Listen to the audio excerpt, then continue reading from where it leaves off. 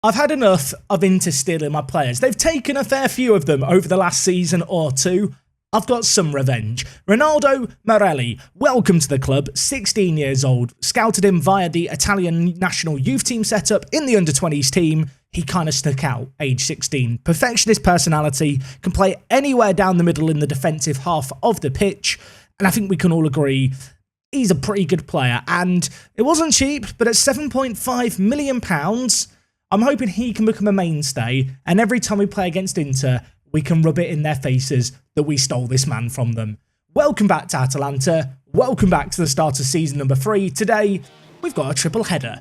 So let's get into this. Yes, folks, how is it going? And welcome back to episode number 19 of our Atalanta Let's Play here in FM22. This season, we're looking to retain the Serie A title. And today is not the easiest of days to kick off that mission. We have got to take on Lazio away, Juventus at home, and then Milan away. Yeah, nice triple header to start things. There is a game against Salzburg slap bang in the middle, where of course we are in the Champions League, and we've been drawn in a group that contains Monaco, who last year we beat 7-0, Salzburg, and Real Madrid. And I'm going to be honest, compared to last year's group, I think it's a lot nicer. I am relishing the opportunity to butt heads with Madrid though. Now, of course, we've had 2 transfer specials in a row. I've just talked about Morelli. There is one more youngster that I have decided to pick up, and it's this guy, Simeone Malpelli. He is a 16-year-old left-back, again, playing in the Italian under-20 setup. I can't recommend this enough as just a way to find players. Have a look through national youth teams, sort the players in reverse by ages, and there'll be players that stick out to you. I'm actually looking at this now, realising that since I last scouted this team, there's some new players that have appeared. Formiconi plays for Juve, 15 years old. He's quite good. I'm going to scout him. So just circling back to Malpelli, 16 years old, fairly ambitious personality, already capped in the under-20s national team, which is a really good sign for a player of his age. He has really, really good mentals, really, really good physicals, and to be honest, his actual defending attributes are pretty good as well. 11 marking, 13 tackling, 14 positioning. For a player of his age, bodes well. Longer term, I'm going to see him hopefully becoming the next DeMarco, and with that in mind, currently we're training him to play left wing back. Once he's picked up that, I'm then going to train him to play left mid. We signed him for 4.2 million. I think that's a pretty good deal. Now, we have already played one league game to start the season, but it wasn't quite as sexy as the games we've got today. So sorry, Genoa, you've been left out. We beat them 5-1. We were actually a goal down within 5 minutes, and I started to panic, but we had a pretty inspired comeback. Musa got a goal on his debut. He also got an assist on his debut as he got an 8.9. The record transfer man looking very, very good out on the right-hand side. Out on the left, DeMarco got man of the match with a 9.7. And he scored a crazy free kick. So this free kick from DeMarco, absolutely mad. It finished second in the goal of the month competition that only contained 1 game week. I think he was robbed. In off the post, that made it 5. And to be honest, to end the game, we just chilled out a little bit. So our first opposition today are Lazio. They beat Napoli 6-0 away to start the season. That concerns me slightly. That said, they are juggling Conference League qualifying games. So I'm hoping that with them a little bit tired, we can capitalise on the opportunity that might present. In terms of team news for today's game, we're going in full strength. No injuries to speak of, no suspensions to speak of. Musa going to make his live commentary debut out on the right-hand side. Richie also coming into the team to play as the roaming playmaker. Had an okay debut last time out. Kind of hoping to see a little more of him today. Of course, a player who I've got very, very high hopes and aspirations for within our system. And while those 2 players came in for a combined 100+ million. So you'd like to think they'd make a difference, especially considering the rest of the team, the other 9 players, all here last year, all players who previously won the league title. Of course, we have got the likes of Gnotto and Sesko on the bench, so we could end up bringing in a few of our, newer additions to the team as the game goes on. Who knows? Depending on how things go, we might try and give them some time in the spotlight today. I am looking at the game against Salzburg as an opportunity to play our rotated 11, which might be a little bit disrespectful in the first Champions League game. I might come back to bite us, but the likes of Lazio, Juventus, and Milan today, I feel like they're games that can ultimately decide whether or not we're in the title hunt come the end of the season this year. So away from home, this is not going to be easy. Immobile last year was the top goal scorer, so we've got to be wary of him. I feel like this is a game that should have goals in it and certainly could have goals in it. And there might be an opportunity early on here. Musa, marauding down the right-hand side, whips it into Luca, who heads it goalwards. And Bernardoni forced into a stop for Lazio. Lazio are playing a wider system, so do look to see how they get in behind our wide midfielders. But you can see here early on, we are applying a press high up the pitch and trying to force a turnover in possession. It's not going to work out though. Immobile, one-on-one, scores in off the post. VAR's going to check this. I mentioned that last year he was the top goal scorer in the league. Lazio won their first game of the season, 6-0, as I've already mentioned. They've started this one quite well too. Immobile played through by Felipe Anderson, and to be fair, of all the players I want to see in a one-on-one with us, Immobile is probably at the top of the list of players I don't want to see in that situation. He scored it rather convincingly. Lazari on this near side, throwing it into Anderson, who got the assist for the last goal. Got more men behind the ball now, a bit of a deeper line, not that same space for them to exploit as well. The ball is whipped in towards Immobile, dealt with initially, but maybe still an opportunity here because Pedro is out in the wide areas, playing it back. Musa reads the play nicely, and now we're going to look to just knock the ball around a little bit, see if we can find a little bit of space to exploit. As Musa, the record transfer, 60 million, he's going on a wander down the right-hand side. I feel like with our wide players, whenever they get to the byline, I want to see them putting in the ball towards Luca's head. We might have a chance here, though, for Pessina, who cannons it against the crossbar. Lazio scramble the ball to safety.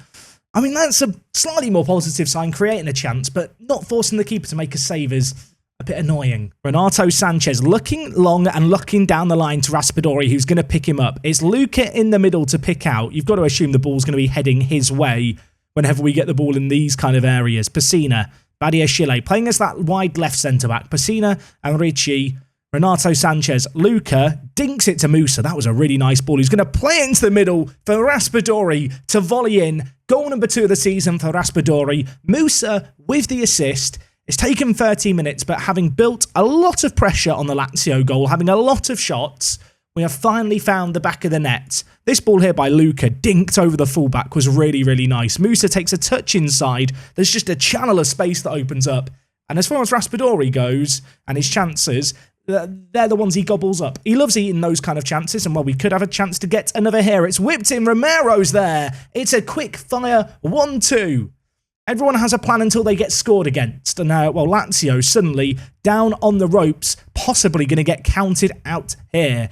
DeMarco whipping it in, and then Romero, the man who, of course, came in last year, really made a name for himself as our kind of heartbeat central defender, the one who doesn't do all the wandering in the wide areas.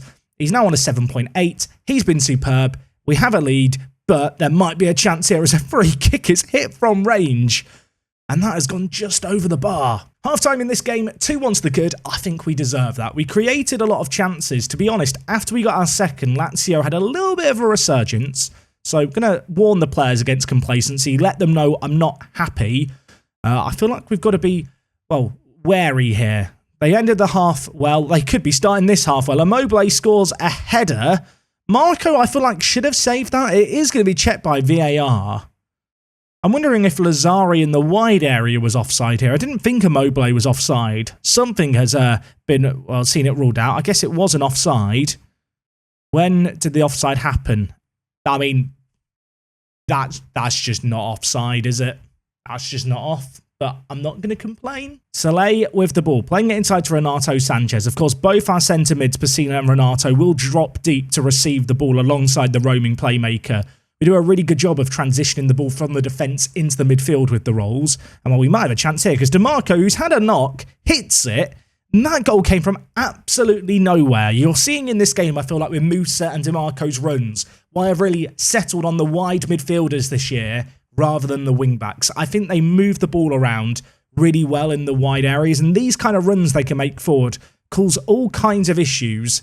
I'll be honest, don't think he should have scored from that angle. I'm not going to complain that he has, but with him on a knock and 2 goals to the good now, I'm going to make perhaps a controversial decision just to take him off and protect him. We're going to bring in Pellegrini, who in his own right is kind of a very good fit for our system, a player with international caps. Elsewhere, Luca's not at the best of games. I'm going to bring in Sesko, of course, coming in for £23 million. I think that does make him the third most expensive player in Atalanta history. So let's see what Benjamin Sesko can do on off the bench for us. Going to make his live commentary debut here alongside Raspadori. Unlike Luca, who we play as a target man, he is going to come in and just play as another advanced forward, sitting on the shoulder of the defence, looking to get the ball forward. Let's see if we can get a chance his way as he's through, one-on-one with the keeper, takes it round him, slots him in. Welcome to Atalanta, Benjamin Sesko. That's a really lovely goal. It makes it 4-1. And Lazio won their first game of the season 6-0. Their goal difference was amazing. We are doing some serious damage to it. Pellegrini inside to Pessina. Sees the ball. I did think for a second it might be offside, but I guess the left-back was playing him on. Takes it around the keeper, slots it home, makes it 4-1. So we have got one more change we can make. Renato Sanchez not having the best of days today. I'm going to take him off and bring in Zakarian. I am aware that Ricci is not having a great game either, but the Roman playmaker doesn't always get good rating for us. And also, I'm a bit of a Zakarian fanboy. Whenever I get a chance to bring him onto the pitch and justify it, I'm going to make it happen. And hopefully he can make a difference here as Musa whips it in. Headed away. I mean, Lazio, surely they can't make a comeback here. They're looking to maybe catch us out on the break, but Pellegrini puts in one tackle, can't get a second. Marusic is through for them, could have a chance here, well, to make it 4-2 and to make it a little more respectable. That finish was not respectable. Atrocious effort over the crossbar, last chance of the game, a 4-1 win, a really, really good start. That sets us up nicely for our next game at home against a Juventus team who, as you can see here, have 1 point from their first 2 games. Their media prediction is 3rd. Last year, they finished 6th. They're in a whole world of trouble right now. Musa, by the way, picking up man of the match. Give that man some praise. You were absolutely amazing for us. He has looked so, so good since he joined us. Hopefully, he's going to keep it going. We have got Juve in a week to look forward to. In fact, it's 2 weeks. Is there an international break that I didn't see? I should pay more attention. Either way, coming back for that Juventus game, we're at home. Let's see if we can make it 3 wins in 3 and continue our perfect start to the season. So I'm back from the international break, and a really cool little revelation. Scalvini has just got his first ever cap for Italy. 19 years old, don't get me wrong, he's an amazing centre-back. He played a lot of football for us last year. He started just shy of half of all of our league games, but I was a little taken aback to see his inclusion in the national team. If we just look at things here, you can see we have got a fair few of our players in the ranks, including Luca, Luca. Unfortunately, he's not played for them yet. He's still waiting for his big moment. Maybe it will come with time, but it's certainly a cool sight to see. Not only the senior team dominated by Atalanta players, but also the under-21s. If we just look at the under-20s, there's a few more Atalanta players in the under-19s. Slightly less impressive. And the under-18s, we have no one. We have all the good young players. You know, if a player is 16 and good enough, they'll be in the under-20s. That's where some of our players are. I'm looking at the likes of Marco Rutte, who came for our first ever youth intake. And also, where is he? I've lost him. Morelli, the guy we signed from Inter. Found him. He's just sat below Rutte. Also playing in the youth team. The future just feels bright. And even players like Barbieri here, capped for the under-20s, age 16. He's only just turned 16 last month, or a couple of months ago now, actually. It's not August anymore. The future's exciting. The future is Atalanta, folks. I'm trying to resist the urge here to just throw Scalvini in the first team, given the fact he's played so well. I was kind of hoping that Romero would have a bad start to the season, so I could then justify his inclusion. But if we just compare the two of them, you can see Giorgio, he's got a little bit of kind of development to go, I suppose, before he's ready to start for us. But certainly this year, he will be getting minutes. Naturally, a game at home against Juventus, this is not the game to mess around in. So the team we're going with in this game is the exact same one as last match. We were fortunate, no injuries to speak of over the international break, or obviously in the opening few games of the season, which means we can remain unchanged. I did consider dropping Ricci. If he has a bad game today, I will probably look to bring in Ravella at roaming playmaker for the third and final game of today's episode against Milan. Of course, we've got that Salzburg game midweek.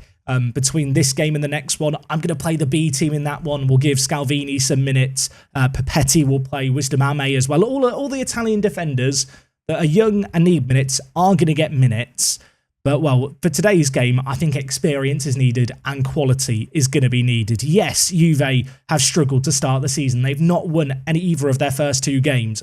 But it's Juventus. They've got quality. They did us a massive favour at the end of last season, but we need to remember that we owe them nothing. They did us a favour, but they should not expect anything in return here, as Musa is going to bring it forward, put it in. Raspadori probably should have scored it, probably should have got Musa his 3rd assist in 3 games. Early stages of this game looking pretty promising. We're having significantly more shots than Juve. Both our wide players, Musa and DiMarco, looking good, as are the defenders.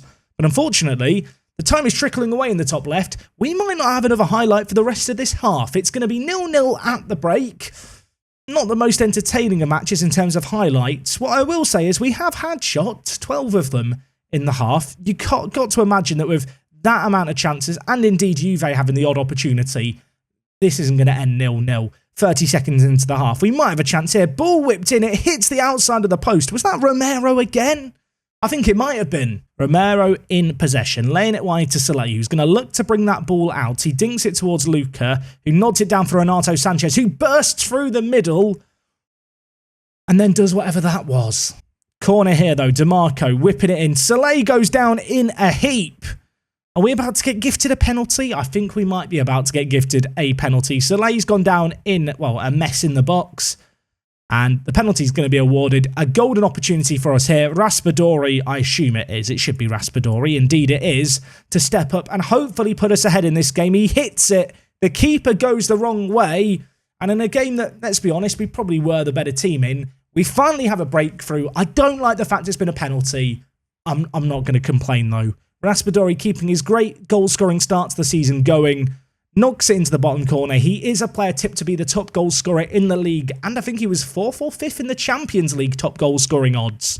So lots of pressure on his shoulders, and well, slightly less pressure on us as a collective here, because Romero has just done exactly what we saw last game. We get 1 goal from open play. A few seconds later, a corner emerges. DiMarco putting the ball in, and Romero leaping, heading it home. Juve with no one on the post to stop it.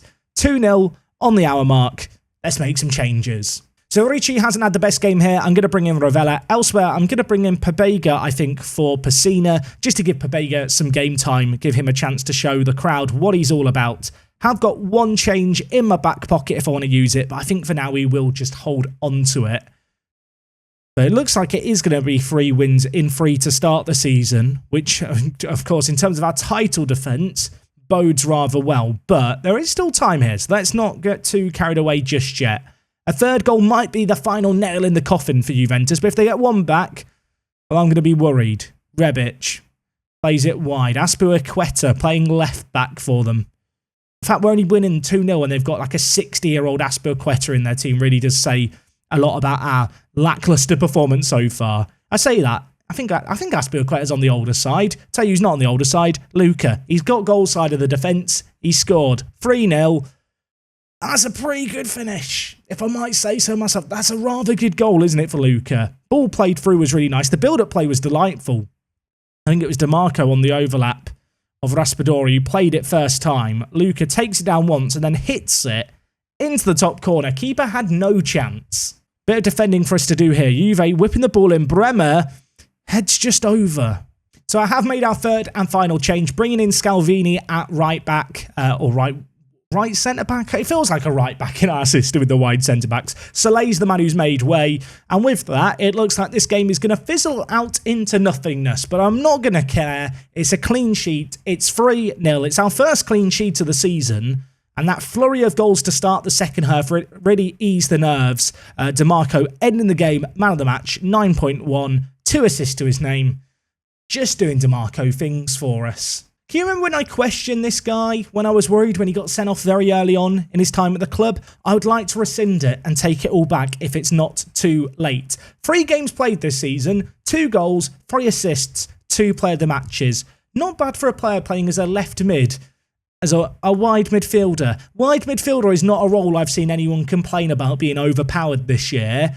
It's kind of mad that he's doing as well as he is there. So with that result, we do go top of Serie A. Things you'll love to see. Of course, our next game is against AC Milan. Right now, They haven't won either. Both Juve and Milan in the relegation zone after 3 games. I'm going to assume that can't continue. If it does, that would be absolutely mental. So we have got a midweek game against Salzburg. I'm going to play the B team against them. I'm going to come back and let you know how those youngsters got on. We'll have a look at that match and look ahead to the Milan one. I'll see you in a second. I don't know if I've mentioned it enough. Zach Haryan, what a player. Man of the match in the game against Salzburg. We won 5-0. Really convincing team performance. Respected the fact that Benjamin Sesko decided not to score against his former club. Elsewhere, Guerri got on the score sheet. Musa got an assist on off the bench. And to be honest, it was just a plain sailing game. The kind of match that I was hoping we were going to see. Now, worth mentioning, this game against Milan is my 100th game in management. And of course, it is a local derby. It is a rivalry between these two teams. And whilst Milan, yes, they're down in 17th, they are struggling. We can't underestimate them. We've got to be good today. Let's see if we can do it, shall we? So in terms of team news for today's game, still no injuries to speak of. I keep saying this before every game. Hopefully it's going to be like this for the rest of the season. If I don't have to make any decisions regarding players, that would be quite nice. Unfortunately, there is a decision that I've made. You can see it here. One change since the Juve game. Ravella played exceptionally well in the Champions League game against Salzburg, and I've decided to play him over Richie. Is this controversial? I mean, you guys can decide. I feel like this is the battle of the R's, really. They're both good players. They're both very similar players. You can see here the reports between the two players in terms of what they're good at, the kind of ratings and stuff. But yeah, Ravella, I'm going to give the nod today. Samuel Ricci, he's not had the start to his time at the club that you might have hoped a player that's been signed for 45 million was going to have. He has been disappointing. Anyway, we are going to submit our team for this one. The rest of the team remains unchanged. We're in a really, really good spot going into this one. Badiashile did have to play midweek because I forgot that I made Wisdom Ame available for the under-20s and they had a game on the same day as the Salzburg match. So, sorry Wisdom, I hope you enjoyed your time in the under-20s. Badiashile, though, very, very good player who can play across any of the centre-back roles within our team. And the good news for us is he is ready, raring and fit to go today at left centre-back as the wide centre-back. Elsewhere, you can see the team here. Raspadori and Luca I'm looking at up top to run riot today against a Milan team who haven't had a good start to the year. 1 point from their first 3.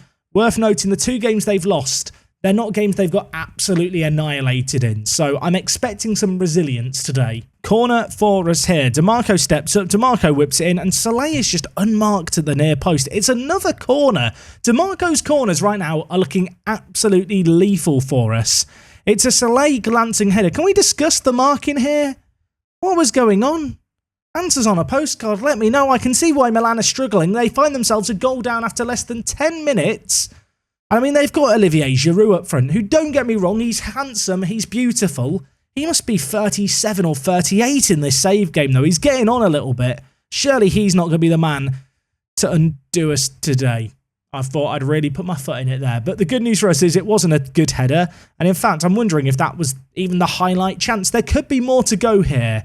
This is going to be a longer highlight. I'm expecting a goal. I don't know if I buy into that conspiracy that the longer a Football Manager highlight is, the higher the chance of a goal. But, well, we're going to see it tested here because this highlight is going to run on. Musa, Sanchez, Luca, back to Musa. Plays through Pessina, who already has 3 assists this season. And I'll tell you what, it wasn't the most convincing of finishes. It took a second effort after the keeper made a fantastic stop. But yeah, Milan to the rescue, made 1 save. Unfortunately, there was no helping him. He was left like a lamb to the slaughter here. Pessina bursting through the middle, hits it, it's saved, but it couldn't have fallen in a worse spot for any kind of Milan player. And, well, Pessina, he nearly flubbed it. We'll let him off. It's 2-0 here. What a start. Theo Hernandez throwing it down the line to Brahim Diaz. Of course, Milan have some very, very talented players. We cannot discount them just yet. We can't regard this as a game over. And while they could have a chance here, they do have a chance here. That ball by Weston McKennie was absolutely mental. Of course, they signed McKennie off the back of us signing Pobega off them. Pobega didn't wow me on his debut against Salzburg, and while McKennie, with an absolutely ridiculously kind of mad ball through, I don't even know what to say. How did he see that pass? He's not like vision of 30 to see that. It makes it 2-1. We're going to need to bounce back here as, oh my word, Tomori Get him investigated for match fixing. I've mentioned it once or twice in this save game. We're in Italy. There's a little bit of a reputation to uphold. What has Tomori done there? I thought all of our players were offside. In fact, I think they were all offside. Tomori plays a great through ball to Badiashile, and it's 3-1. We've not even played 20 minutes yet. Corner for Milan. Brahim Diaz to whip it in. Tomori looking to make amends but couldn't get there. Cleared away, but only as far as Sandro Tonali. I'll tell you what, he'd be a player I'd like to sign for my all-Italian team. Although quite how we'd fit him into the team, I don't know. Rafael Leao there with an opportunity. Shoots it wide of the post, but just a little reminder for us. This game might not be done yet, although another corner for us. Soleil is under it. Every time the ball goes towards Soleil or Romero's head, I expect a goal. Ball switched here by Badiashile to Pessina. Now with Renato Sanchez, who has a little bit of space in front of him. Milan are really standing off our midfielders here. Soleil, playing as the wide centre-back, lays it off to Musa, who's going to float it in towards Luca, who scores an absolutely beautiful goal. That glancing header was inch perfect. It's another assist for Musa. He is looking like a perfect fit in our team. We've brought him in to play that right midfielder role, of course replacing Mela, who last year got 15 assists. That was a gamble. That was a risk. At the rate he's going, he's going to comfortably surpass that. The ball whipped in, the header, all of it. It was just lovely to watch. And, well, long may it continue. 4-1 looks amazing. Milan, though, don't look out of this just yet. They don't know the meaning of giving up from the looks of things. As they're bringing it forward here. Theo Hernandez hits it, and Theo Hernandez scores to make it 4-2. This reminds me of the Sassuolo game last season. Remember that? Was it 8-3 match? Surely that can't happen again. But it is 4-2. It's not even been half-time yet. End-to-end stuff. Chances taken either way. I thought from here Theo Hernandez was going to maybe cross it. Instead, he shot it. It's gone through a crowded box. Ended up in our bottom corner. Romero. Playing it forward to Ravella. I'm looking in the top left and realising we're still only in the 40th minute. Raspadori hits it from range. This time just over the bar. A couple of minutes left of this half. It's been a weird one thus far. I feel good at 4-2 up, but Milan have shown capabilities going forward, and well, they might be able to show it once again, although on this occasion, Ravella making a really, really big stop for us. Romero and Badiashile having their own little game, it appears, going on here. Pessina picks it up. Raspadori, Pessina plays it through to Renato Sanchez. What build-up play. What a goal. That is assist number 4 of the season for Pessina. He has been on absolute fire. And on this occasion, he finds his comrade in the centre of the midfield. Oh, everything about our football at the moment just looks so nice. I mean, defensively, maybe we've been questionable. But in terms of build-up play, in terms of crafting opportunities, we score some beautiful goals. It's 5-2 here. It's not yet half-time. Although it is now. Collect your breath, everyone. This has been a mad game. It feels like every shot that is taken ends up in the back of the net. Not one for fans of great goalkeeping. They have brought on Divock Origi at the start of the half. Should I be nervous? Should I be scared? Maybe a chance here. Ball switched over to Rafael Leao, who has plenty of space in the wide area. Cuts inside, hits it. Marco Polo makes a great save. I'll tell you what, I'm glad I don't do the whole Marco Polo thing on every save. Otherwise, it would happen every episode. Tomori, looking for it at the near post. We deal with it. That will do. That will do. Football Manager, you can end the highlight now, please. Thank you. Away. End the highlight. Unless we're going to score. In which case, keep the highlight going. I want 6.